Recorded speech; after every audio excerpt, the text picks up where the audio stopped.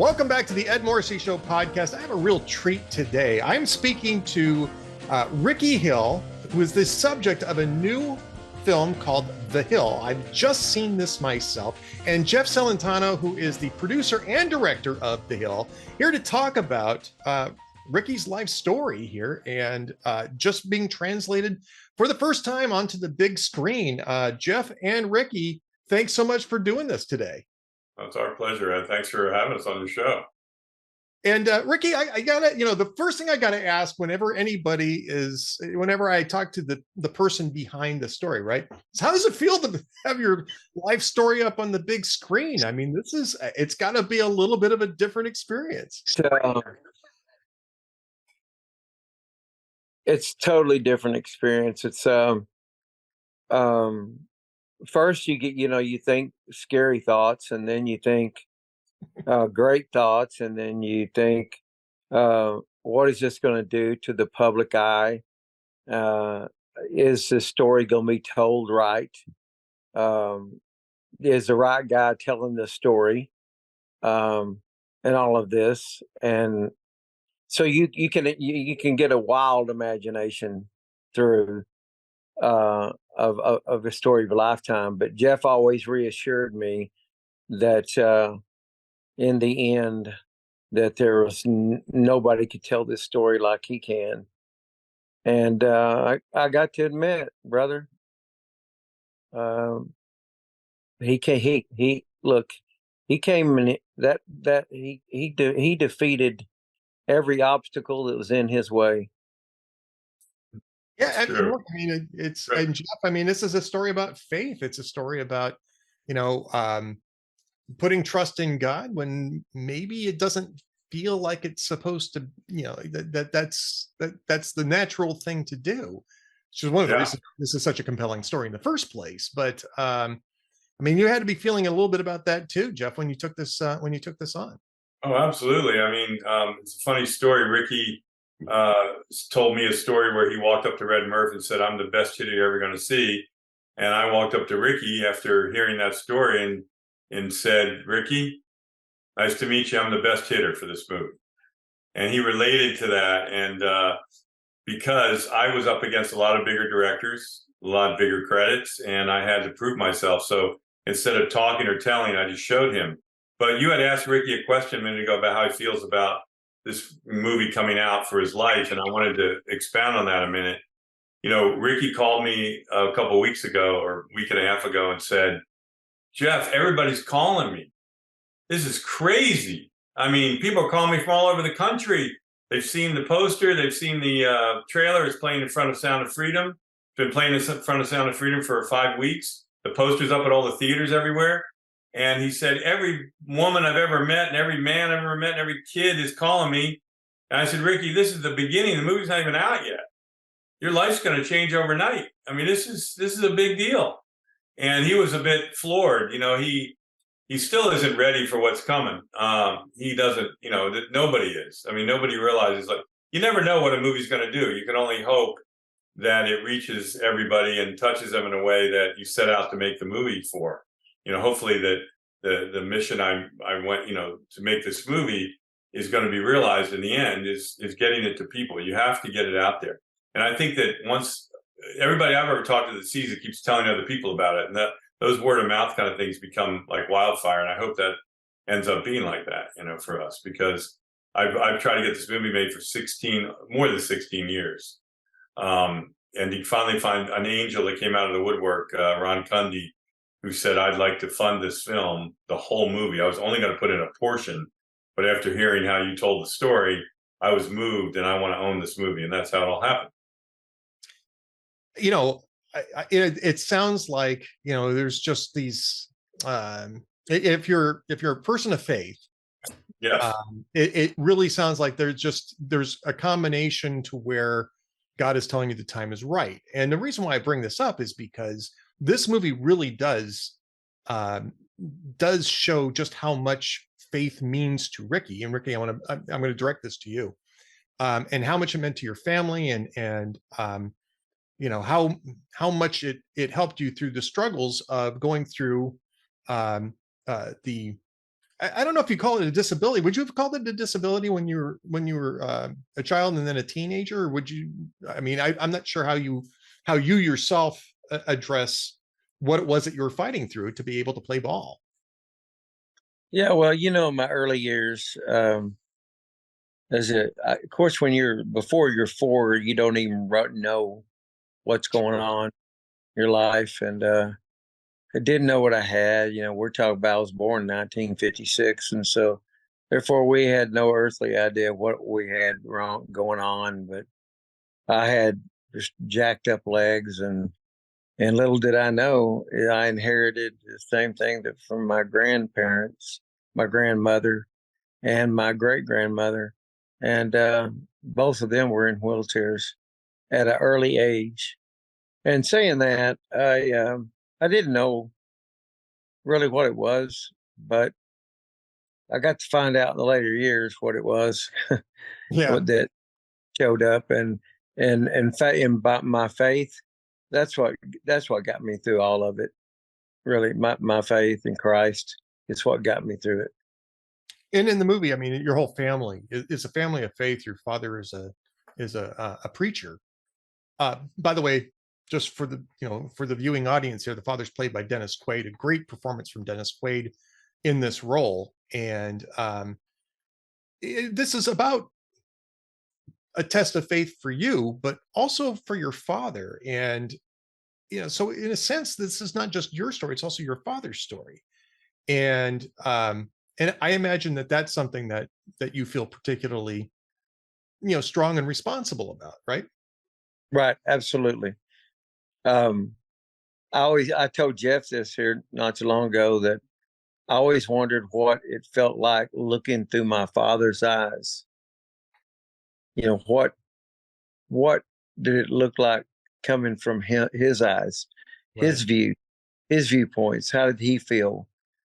Because I can only look through my eyes and see it. But uh, what a great soldier for to be a minister and live the right way and do the right things, um, and especially for his son, that he loved me dearly. Uh, he didn't get really what he wanted. He wanted me to be a preacher, but in a way, I went on the ball field, and I even kind of preached to the guys on the field. So it worked out good that way. Ricky, in a very big sense, this film really is going to be about preaching about faith in Christ and the sustaining faith in Christ that you have had and your father had. So, I mean, and I'm going to throw this to you first, and I'll talk to Jeff a little bit about this. I mean, this really is sort of coming full circle, I think, and I certainly saw that as part of this film is the film itself coming full circle. Maybe in a way that I think is maybe more powerful than even your father could have dreamed. Yeah, what a wonderful man. This man. You probably even know the story of Saul on the road to Damascus. Of course, yep. This is exactly my father. My father was on the road to hell, and God took him one day and shook him, and next thing you know, the guy's called in to be in the ministry. And from that point on, it changed our whole lives. We went from having money to starving to death. But saying that, he did all the right things, and put us, kept us together. And our faith was so tremendous that we lived it. And there was nothing fake about us. It was all real. And I can't, like I said, he's a soldier, just a pure soldier for Christ, and which was great. And I learned so much from him about of what to do on the ball field, off the ball field, being the right man and being in the right place and doing the right things. I never wavered. And being in professional baseball, it's easy to waver. I'll promise you.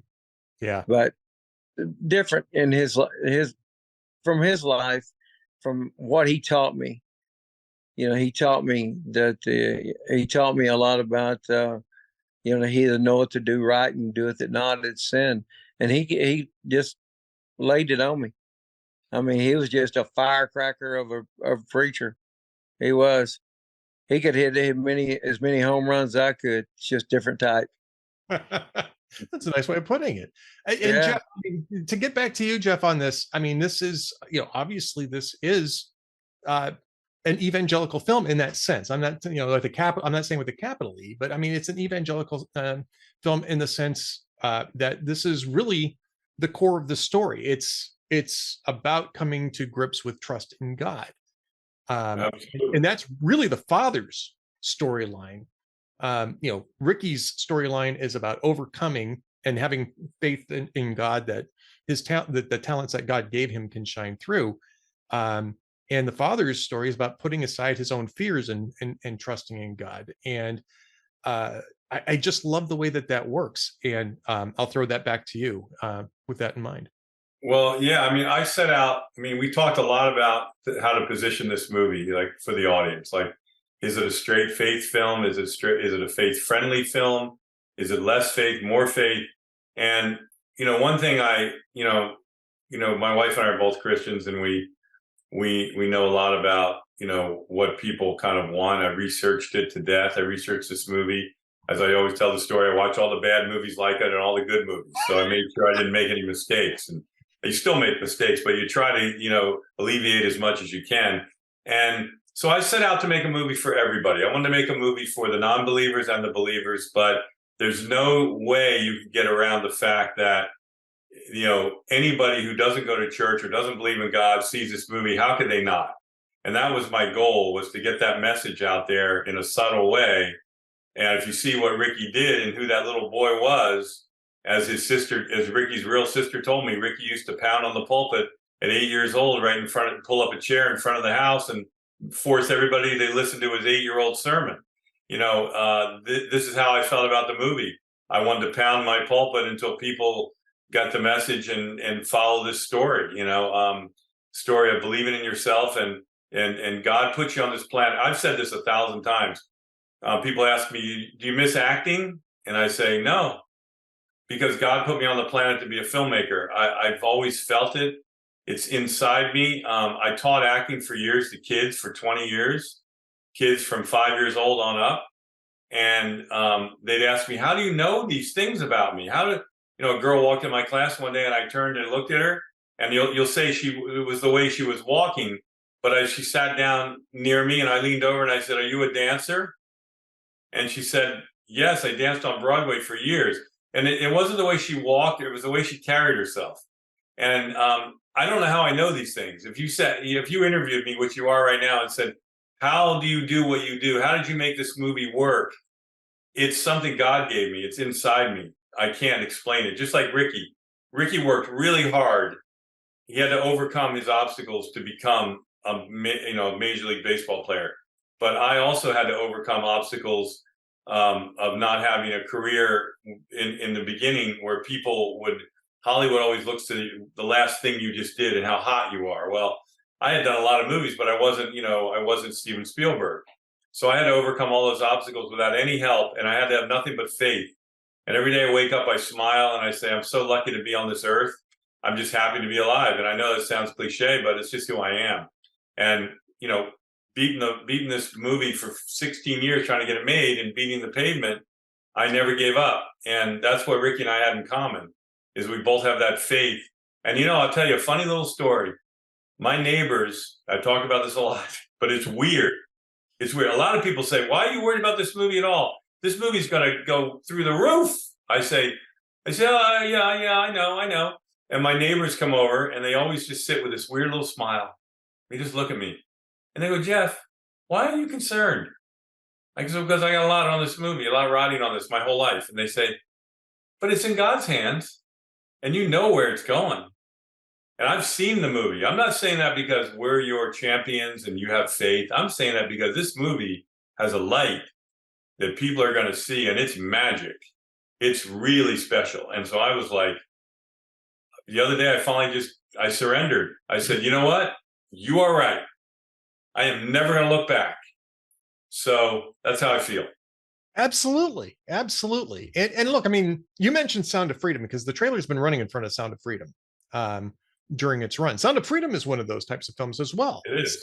It was actually made 5 years ago and then sat on the shelf. Well, it went from Fox to Disney to blah, blah, blah, blah, blah. And finally, Angel Studios got it back and ended up using I did an interview with Tim Ballard before the movie came out. And, so, I mean, that was good for me because I like doing these interviews, and that was the model that they were using. And that model works. The word of mouth model works. And I think that people trust it more. I mean, look, I mean, I don't think you're going to necessarily get a certain segment of the audience that wouldn't be oriented to this film anyway. But what Sound of Freedom proved is that there is a very large audience for films that have any connection to faith. And I wouldn't even necessarily say that Sound of Freedom is really a faith film. It's certainly, and you mentioned this, how much the faith do you put in, how much the story. It's not faith drenched, but it's certainly within the faith, faith based film genre. Right. And what's it at? 160 million right now? I don't know that the Hill's going to do that, but I mean, it's going to do 260 million. There you go. No, that's my attitude right now. I'm not looking back. I'm just going forward. I mean, it'll do what it does. It's not in my hands anymore. Well, that brings us to how Rickey addressed things. I'm going to bring this right back to Rickey. I mean, you had to fight and battle. You fought and battled your father. You fought and battled, the genetic disability that you had to prevail, right? I mean, this is at some point though, and I think I don't want to give too much away of the film. No, I know. It's so hard to talk about it because it's easy. It's easy to talk about, but there is a certain point in time in the film where, Rickey, I think that you said, I'm just going to do what I do without getting too specific and let it speak for itself and let God direct it. And I got to imagine that you've had more than those share of moments in your life since then as well. Well, I have. There's something that wasn't mentioned or no one really caught it in the movie, but the night that this big night took place and I stepped in the batter's box. I stepped back out of the batter's box and I felt these chills go up and down my spine. And I knew I wasn't alone. Yeah. How's that sound? Okay. I think I know the moment you're talking about too. That's right. I knew I wasn't alone. And I also knew that when I stepped in there that I was going to rip these pitchers' heads off. I knew. He carved a cross in the sand. Yeah, that's right. His signature. And people, when they heard that, when I was pitching the movie, they couldn't believe it. They were like, he did that every game. I said, toward the part of his career where he was starting to get noticed, he adapted that as his thing, That's and insignia to let the Lord know that, hey, he comes first before this ball game. Yeah. I was going to, I knew exactly what you're talking about when you said that too. Again, without giving too much away, but yeah. Well, no, I want that. I want that. It is so hard. That you can get. That you can't give it away too much. You can't. Good point. It's funny about the trailer. When we were designing the trailer, this movie's really about a little boy trying to find the love of his father and having enough faith in himself to live his dreams and have them fulfilled. That's what it is to me, and about a family coming together through it all. And it is a family movie it's not a sports movie. It's not a faith movie. It's all of those things. But number one, it's a family film about a family. And when you see the movie, like Dennis says, the greatest sports movies are not about the sport.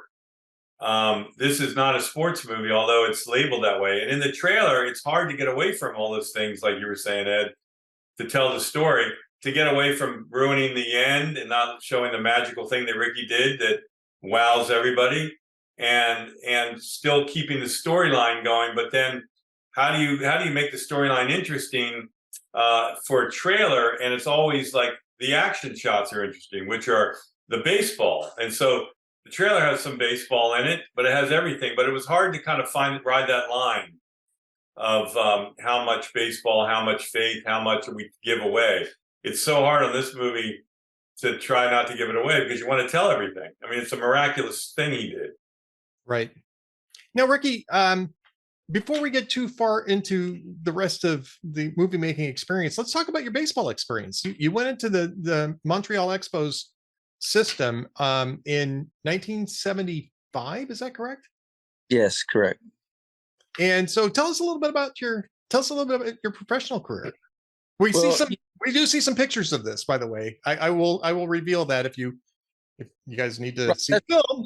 But when I signed with Montreal, okay, I had in one day I had to go from a kid to a man.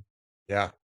In one day, because all these guys that I'm getting ready to play against are at least 23 and up, and I'm 18 years old. Yeah. And that's a huge, those 5 years in college that they all spent in college, and they all come out of college being the top draft pick in the nation and things like that. I never got to experience that.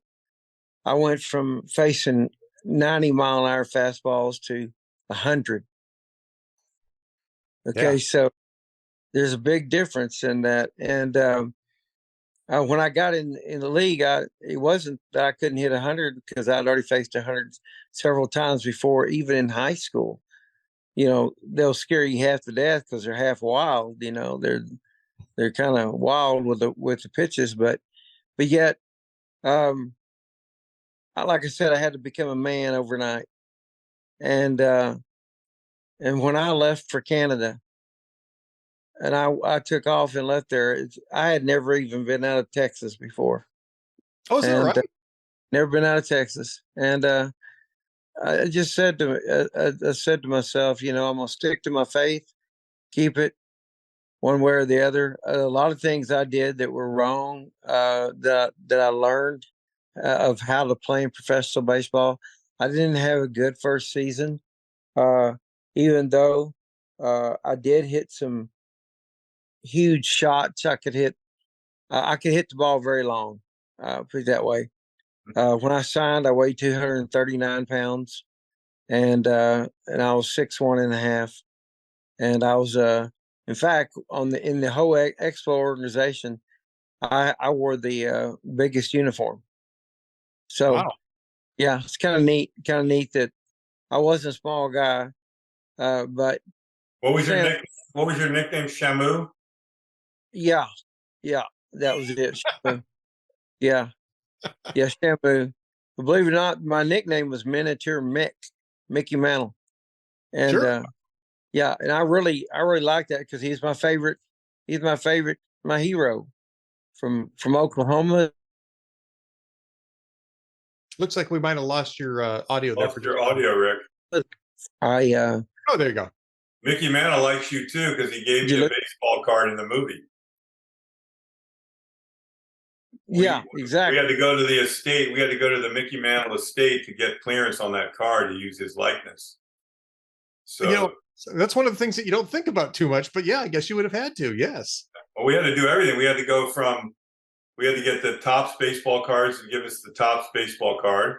We had to have Mickey Mantle's estate give us Mickey Mantle's likeness. We had to have the Yankees give us okay for the hat because it's got the Y.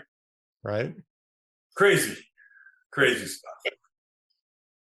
So yeah, we had to do all those things that but it was a little different, you know, leaving from amateur baseball to stepping into a professional uniform was a world of difference. And You had to learn how to fight. I mean, Yeah. fight. You had really had to learn,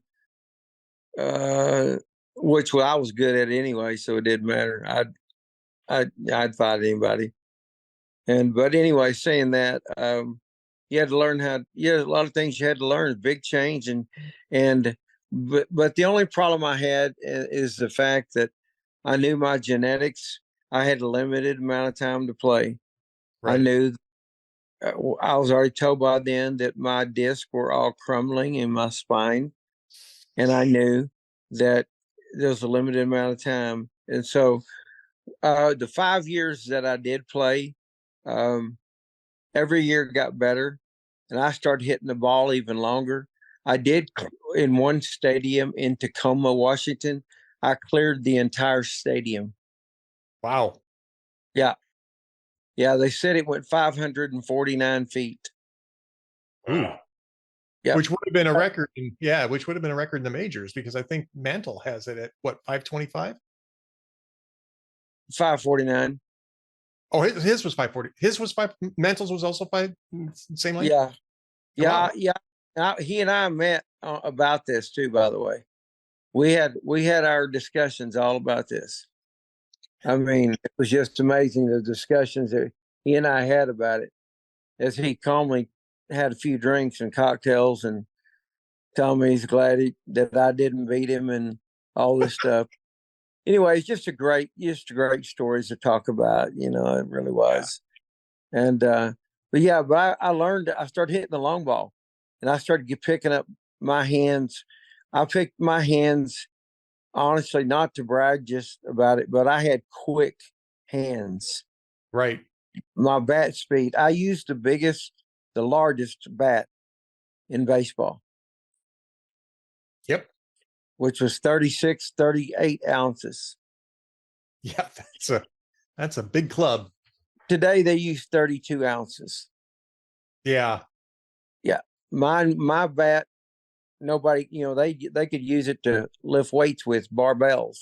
But I had I just had to I didn't even know any better. I just didn't. And people telling me that, hey Rick, your hitting instructor is this guy. I didn't need a hitting instructor. Didn't need one. I had one. I learned it straight from God himself. That's all you need. That's all I needed. All right. So as we're talking, we're a couple of weeks, about 2.5 weeks away from release, right? So Jeff, nervous time? Are we 2.5 weeks away? I forgot we were 2.5 weeks away. Oh my gosh. I thought it was 4. Oh my God. No. No. That's me, harbinger of bad news. Yeah. Morrissey. That's me. Yeah. I was terrified until my neighbors came over the other day, and now I've surrendered, and I'm accepting that this movie is going to be very special to everybody. Everybody's going to want to see it, especially in today's times when a lot of the movies are very dark. A lot of the movies are very ugly. This movie, I just wanted to create a beautiful song for everybody to go see. And one of the things I really tried to do at the end of the movie, funny, when you make a movie, there's like 4 endings.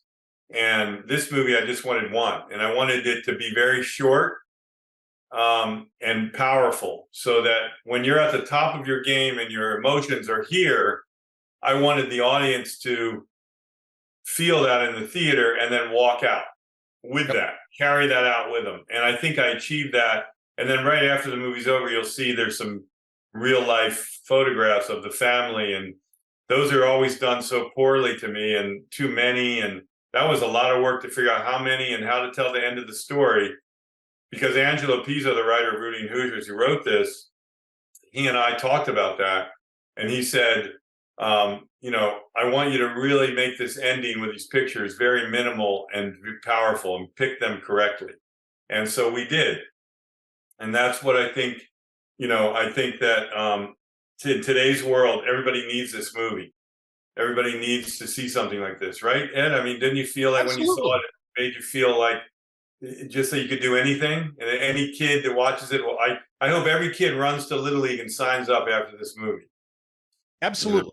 And look, I mean, it's not even about, maybe it's not even really about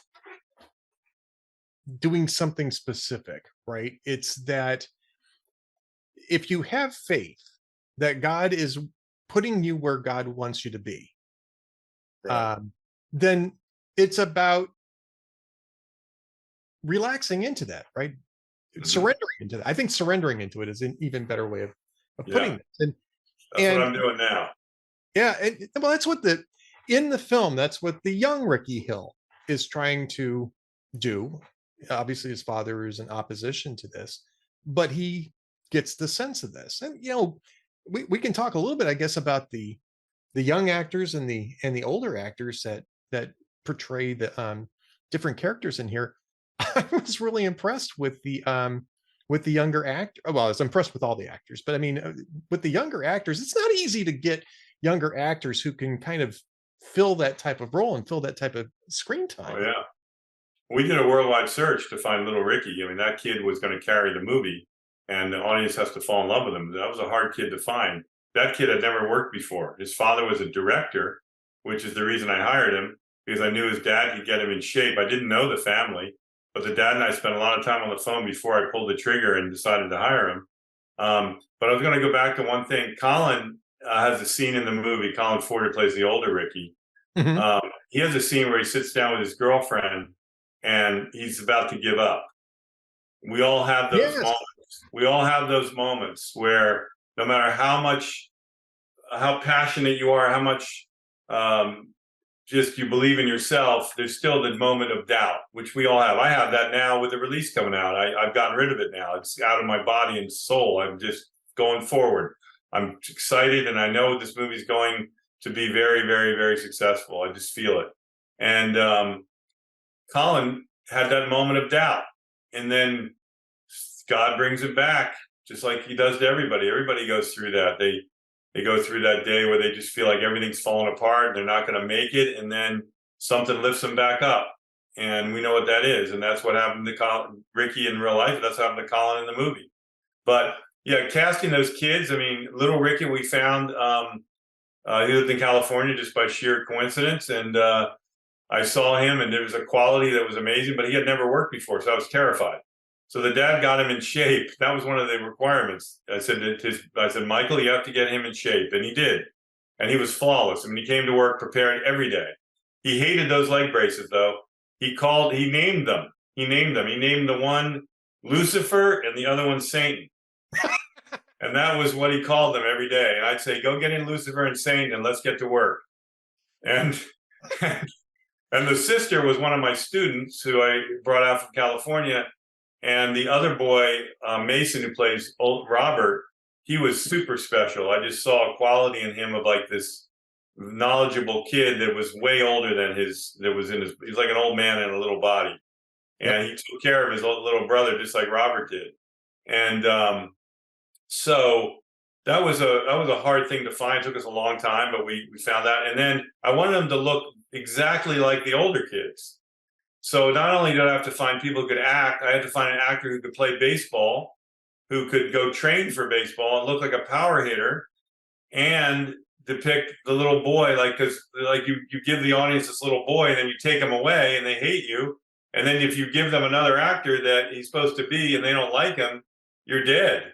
Well, right. Colin seamlessly just fit right into the part and carried on. Matter of fact, it was so funny. We had the little kids with us in Augusta, and they were like our family. We were all together every day, and they loved the movie and loved being in it. We would go to dinner together. And then the older kids came with their people, and they all melted together. So I had a dinner one night with the entire cast at one table, and the kids were leaving the next day, and it was really sad. It was weird. It was like you're making two movies. You're making a movie in the 60s with these little kids, and then you're making a movie in the 70s with these older kids. So that was interesting. To find the daughter, that was older, and the brother, that was a lot of work. And they were all out of Atlanta because we wanted to keep the local acting going, because we shot in Georgia. And then getting Red Murph cast was, we wanted originally Robert Duvall, but Robert Duvall was a little too old. And then somebody mentioned Scott Glenn, and I went, oh my God, I love Scott Glenn. He's just a powerful actor. And Ricky loved it because he looked just like Red Murph. I mean, he had that grizzled look and he was tough as nails, which Scott is exactly that. Right. And so that just worked perfectly. And then Bonnie Bedelia was kind of a crazy idea, but she just melted into that part and became Graham. I really had to look hard to see Bonnie Bedelia in that role. She did a great job of occupying that role. She did. And then you see her when she's out of makeup and she's all young and she comes out and she goes, "This is the real me." And I said, oh my gosh. Okay. I was not ready for that one because I had not met her beforehand. I only saw her when she was in the old makeup. Well, yeah, I would imagine it was a big surprise then. Yeah, it was. And Dennis he was funny, he would come to work every day with his dog. He brings Peaches, his bulldog, with him everywhere he goes. And Peaches would snort like through all the scenes, And I'd say, Dennis, can you do something with Peaches? He said, Peaches, take a walk. And then Peaches leaves. And then Dennis's hair is sticking up in the morning. He's got his coffee, he's got his script, and he comes in and he's just a pro. He rehearses kind of in an average way. He just kind of feels it out, and then he goes away and comes back, and he has obviously researched that part to death because he comes back fully ready. Yeah. I mean, and what a sweetheart to work with every day. And I don't say that about a lot of actors. I mean, he was a pleasure every day and a good friend, and he was part of our family. He was something. Well, he comes across that way on screen too, and in a role that could be, it could tumble into sort of a stereotypical sort of thing if not by an excellent actor. And I thought he did a great job. But Rickey, I mean, I don't know how much were you on set the whole time, or were you just kind of coming back and forth? What were your perceptions as this was going along? Well, I was on set. I don't know, probably half the time. Jeff, you think maybe? No, I think you were there pretty much all the time. There were some days where I didn't see you, but that was very minimal. I go hang out. I go hang out with the extras and just talk with them and just, kind of associate with all the people. And sure. Ed, this was a very emotional movie for Rickey and I. Because I had put so much into this movie. It was the first night I ever read the script. It just got inside my whole soul. I couldn't get rid of it. It was everybody I knew was like, give this movie up, move on. 16 years, come on, dude, wake up. And I wasn't giving up. I just wanted to make this movie.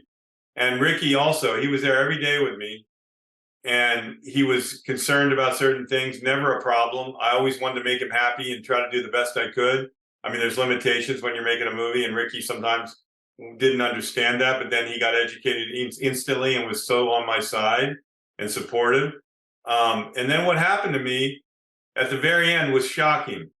On set, on the last day, I was on the field, and it was night, and we were shooting the Mickey Mantle flashback where Mickey Mantle's in the black and white. Yeah. It's a silhouette. And we had my second AD playing Mickey Mantle in the wardrobe, and we're doing this really stylized shot, and we cut. And it was just like I was still working, I was at 2:00 in the morning on a baseball field in Georgia, 20 degrees. And my producer comes over and puts his arm around me and squeezes me and says, "You did it. It's over. It's the last shot." And I completely lost control and just fell apart and cried. And it was shocked. It gets me emotional thinking about that moment, but he was shocked too. He kind of gave me a hug, and I said, "This was a long road, buddy, but we made it." And so Rickey, back to you being on set every day, it was important for him to be there for me because we went through this together, Yeah, absolutely. Well, gentlemen, I've taken up a lot of your time today. I want to thank you both. Jeff Celentano, Rickey Hill. The movie is The Hill, and it will be coming out August 24th. This 25th is the opening day. 25th, excuse me, August 25th. That's right. August 25th is opening day. And so I've seen it. There'll be a review that's going to come out later because we want to get it right around the release time so we can get some maximum exposure in chat. But I know that this film's going to do great, and Thanks, it deserves to. It's a great story. And I just know that this summer, I think especially, you're going to have audiences really wanting to see this kind of inspirational film. So thank you for making thank you for making the time.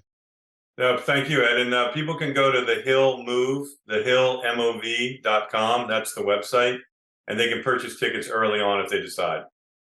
There you go. Rickey, any last thoughts? No, I just I thank you for having me. I can tell by listening to you, you're a man of faith. I appreciate that. That I know that we're brothers, right? Yep. And you know what I'm talking about. I do. And I mentioned earlier that they asked me on one show. They asked me about if you had one thing to say, what would it be? And I said Philippians 4:13. That's what got me through. And so I want you to go ahead and say it because I've got to tell you I don't have that memorized. But it says I can do all things through Christ that strengthens me, which is mentioned in the film.